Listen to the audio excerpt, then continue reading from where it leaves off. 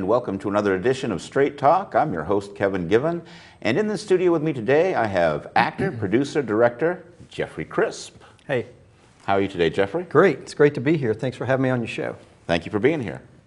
I'm just curious, how did you get started acting and what projects have you done already?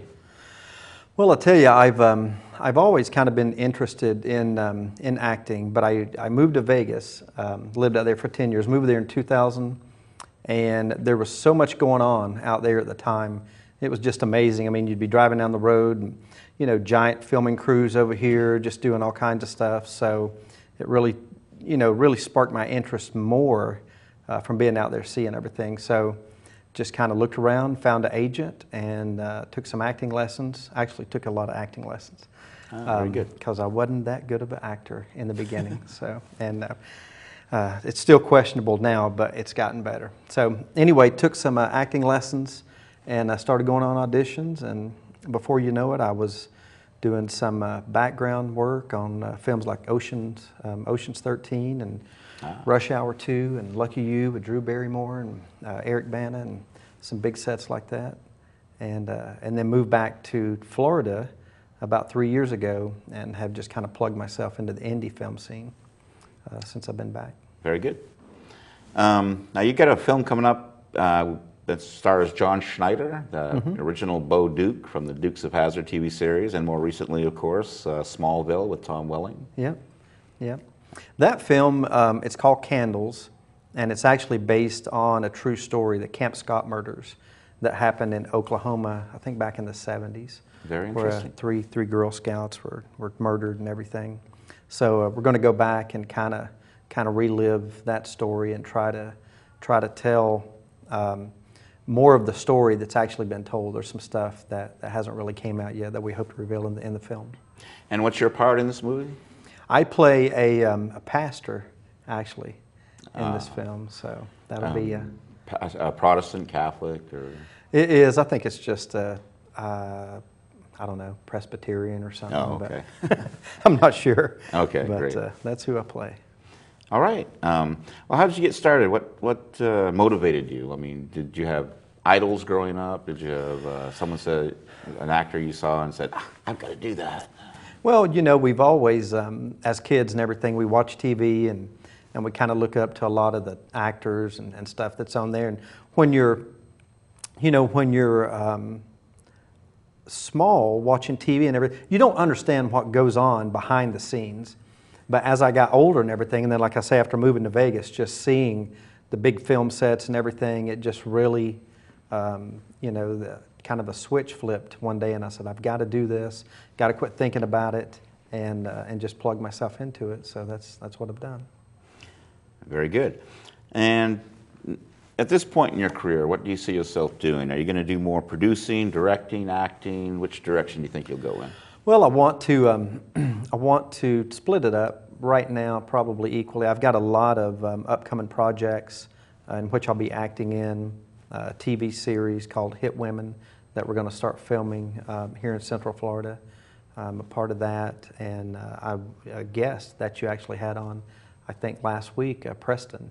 Preston Walden is a good friend of mine. We're doing some stuff together, and he's filming or we've been filming a thing called the Grey Room Saga. So doing some acting and some behind-the-scenes stuff with that. So probably just for the next year, just split it up, acting and producing. But I really love the being on the backside of the camera. So you've got more of a I don't know how to put a bug for being behind the scenes. Yeah, for kind of making it happen, which I'm starting to learn that there's an enormous amount of work behind the camera. As an actor, you just get you get the script sent to you, and you show up and you kind of do your thing and everything, and that's it. But, exactly. It's a little harder behind the camera, I can tell you. That's very interesting. So I guess we have a clip we're going to show of a scene or scenes you've done. It's just, yeah, it's a clip of a little short I did earlier this year, pretty dramatic scene and everything that just kind of shows. People usually see a real lighter side of me, and this shows a little bit different side. So I hope you enjoy the clip. Okay, well let's take a look at that clip right now.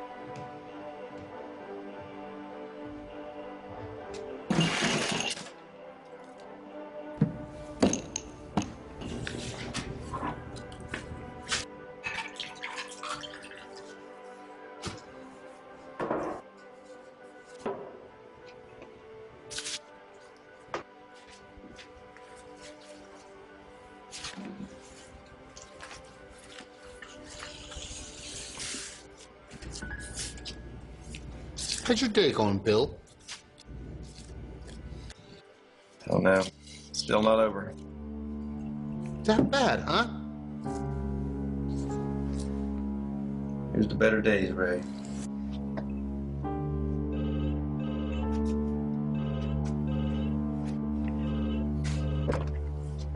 Connie's Pub. How can I help you? Yep, that's right. No, we're open till 2 a.m.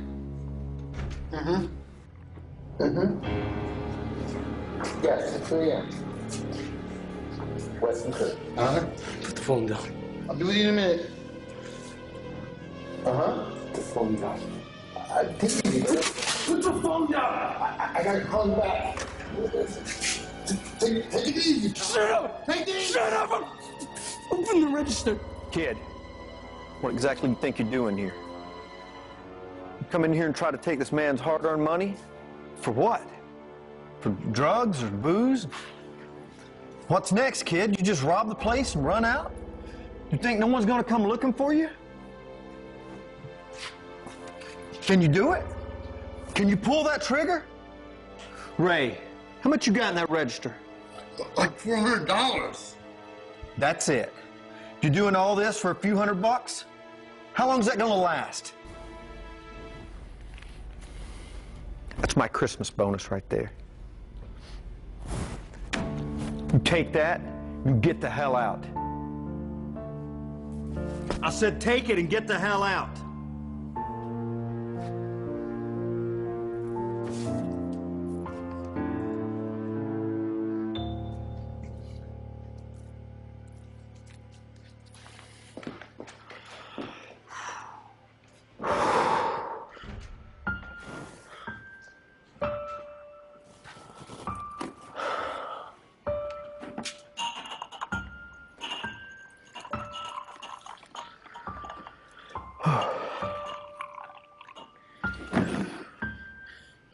Merry freaking Christmas. Wow.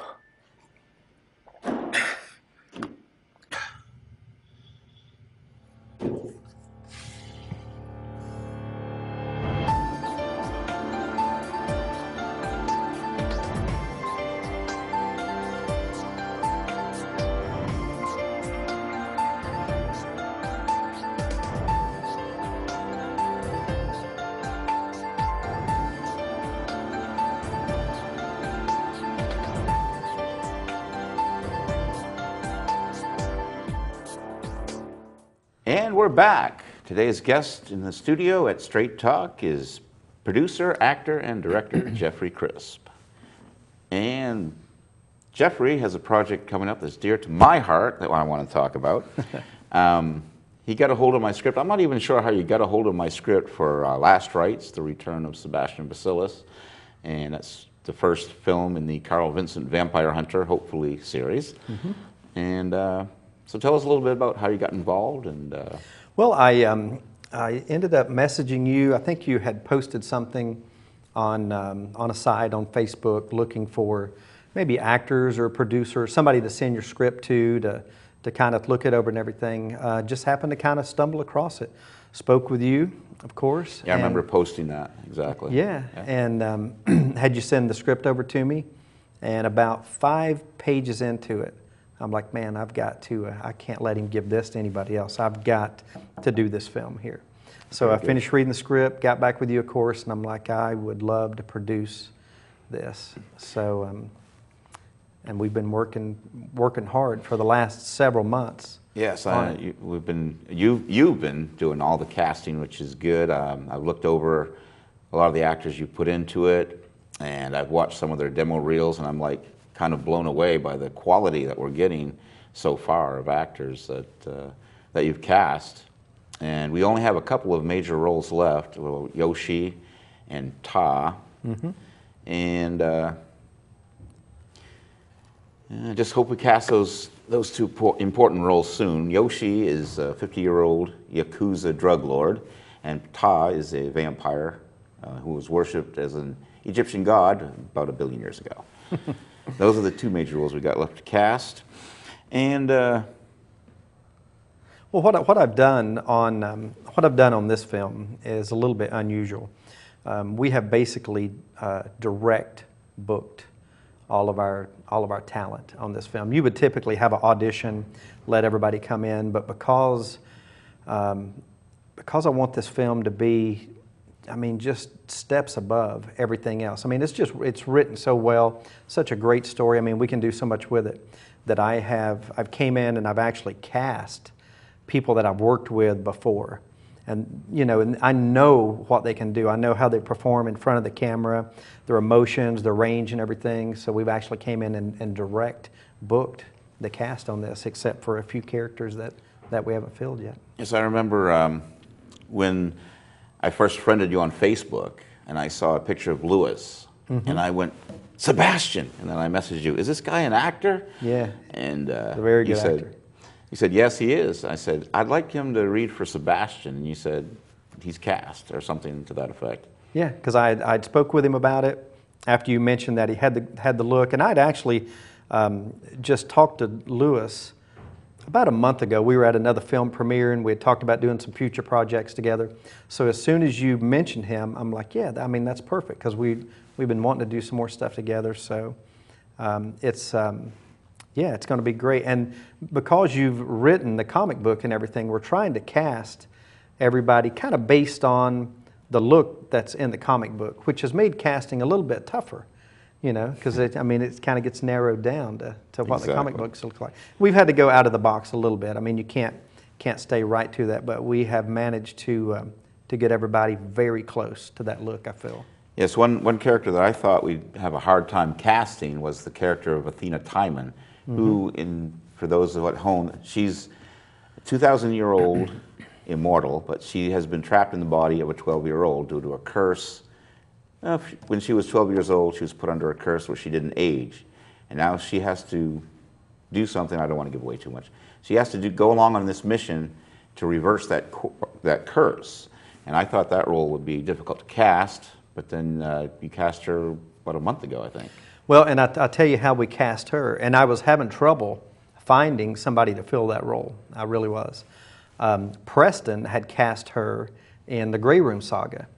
So we went out one night, did a scene with her, and she absolutely just blew me away. So that night, I went in, and it was like 1 o'clock in the morning when we got done. Probably got home at 2 a.m. First thing I did, as soon as I got home, is messaged her, sent her the script, and said, I want you to be my Athena. You just blew me away tonight. So that's how we got her. I mean, she's an incredible young actress. I can't wait to work with these people. I can't wait either. We should start filming hopefully in January. We've locked down a lot of locations, got most of the equipment in place that we're going to be using. We're going to be using some new equipment on this, some new filming equipment, some state-of-the-art stuff that's going to really give us a great look. So it should be exciting. I'm sure it will be. I can't wait for January. This has been my dream since I was a young kid too, but I just never knew how to go about it and never had the focus, I guess. Right. And you have been my focus. Well, I appreciate that. So I want to thank you, Jeffrey, for being in the studio today at Straight Talk, and hope to have you back again. It's great being here. Thanks for having me on. Thank you again, and we hope to have you again soon. Okay, thanks.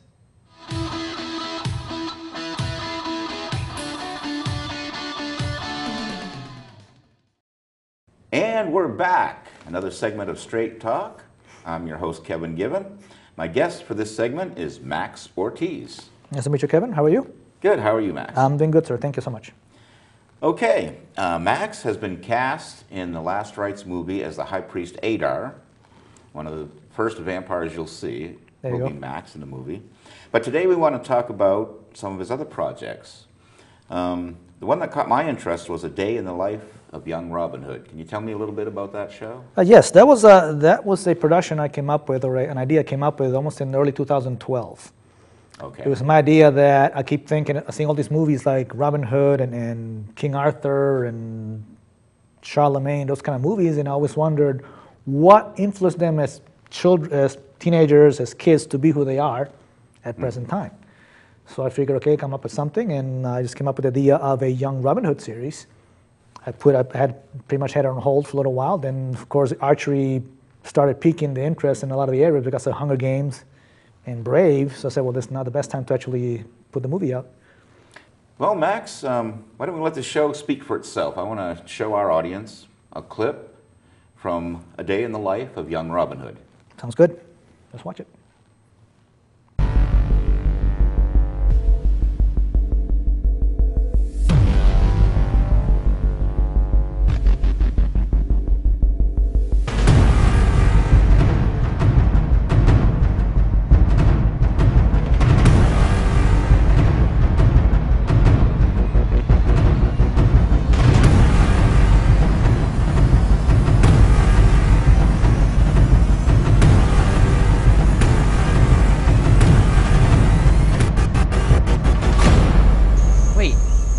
Don't you know 100 years have passed since you were trapped in the stone?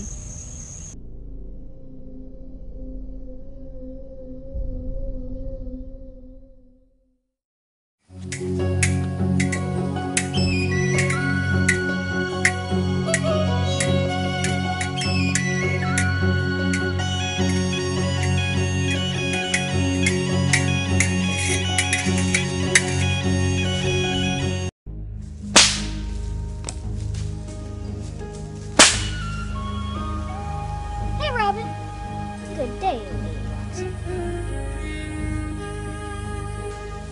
Good day, my lady. Nice to see you again, Robin. You're getting really good with the knives, Gwenham. Brayden, you can scare a whole town with that. Thank you, my lady. I need to practice. It's rumored that Grey Dragon is nearby. Thank you, Lady Loxy.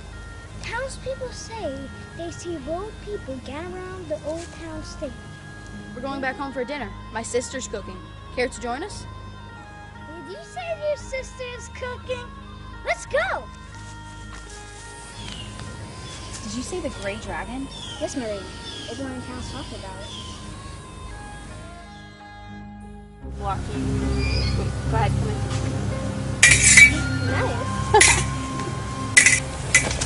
Ms. Mary, good to see you. Good to see you too. Sister, I need to talk to you. I think Gwenna may be in trouble. I found this.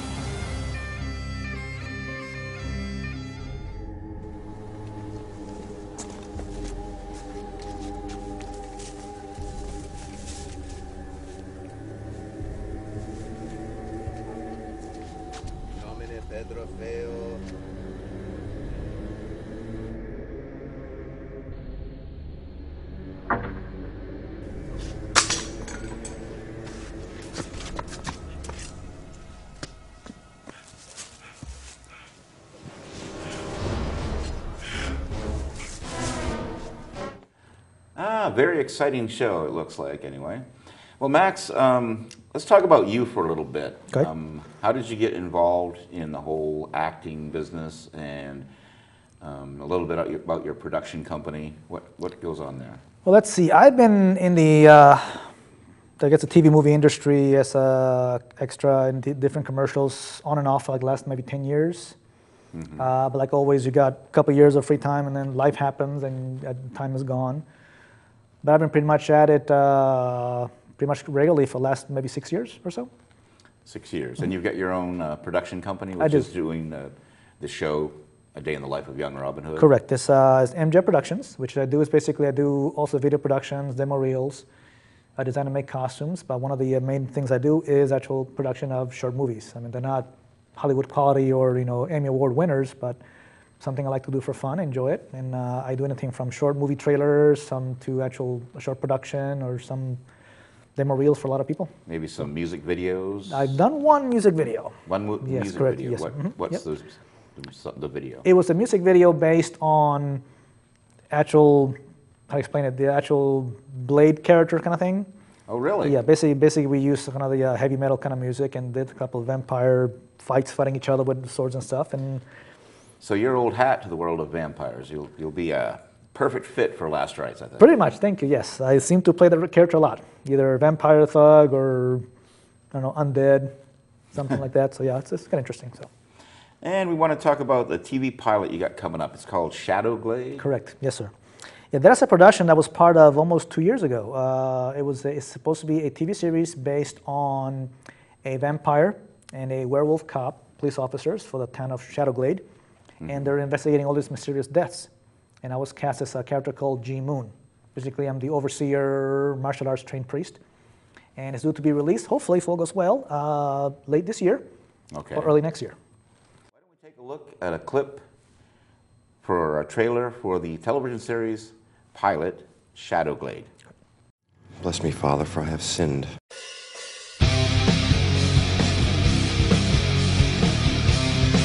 You're in a unique position, Ethan. You protect those who need protection, and you bring to justice those who stray.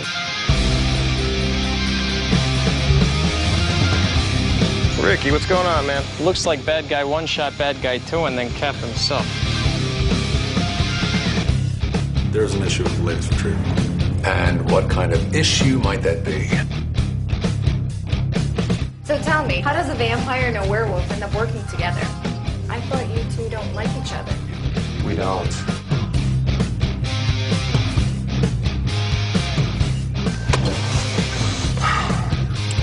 We've got a problem. Are we gonna have to kill everybody? It just may come to that.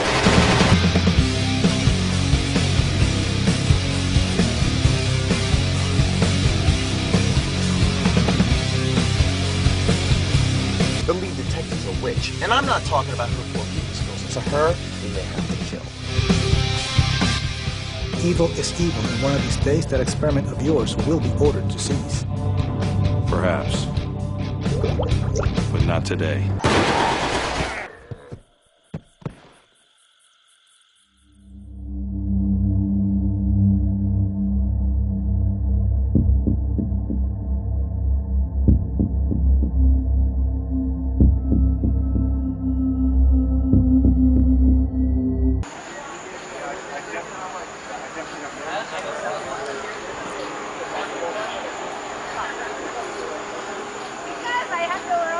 So that's going to run down the door. But I don't want you to do it.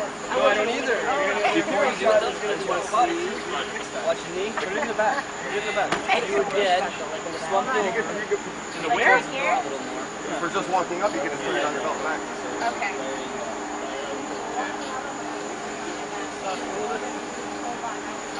And walking.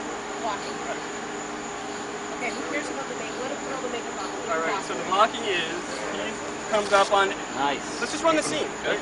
Run. I want to put a little more fresh blood on this. Yeah, for the end of the scene, yeah. But at this point, that's earlier, at this point the door is open. Take a picture. So you might be slumped over. For this, you can be against. That's a later scene. Let's get... And we're back. Once again, that looked like a very exciting show. I can't wait to see the whole episode.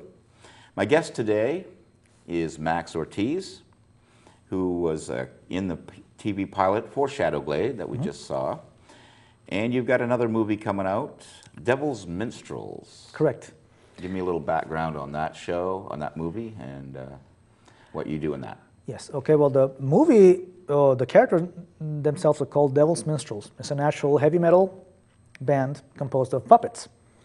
They have an actual... Puppets? Yes, correct. So yes, it's Kermit the Frog meets Metallica. You can say that, but pretty much they're people, not animals on this one. But it's they have a large following, and actually, believe it or not, they actually tour in different local venues. And they haven't toured for a while, obviously, because different reasons. I'm not sure why, but you know, it's an awesome concept. It's been around forever, and they decided to make a movie called Devil's Minstrels, the movie, and I actually played the role of a terrorist leader.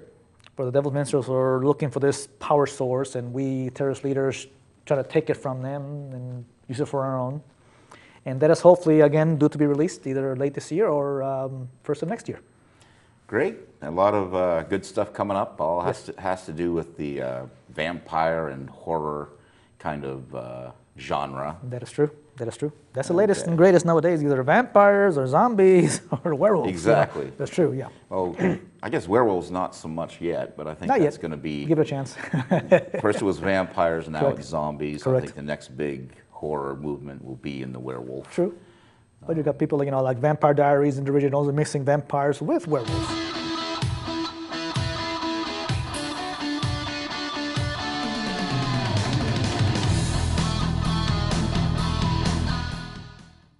you the one that they call the hunter? I am.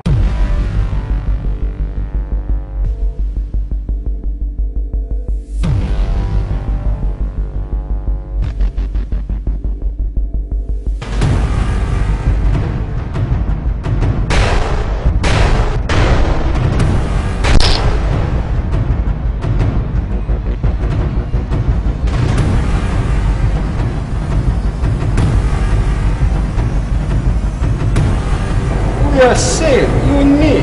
We are not the same or alike.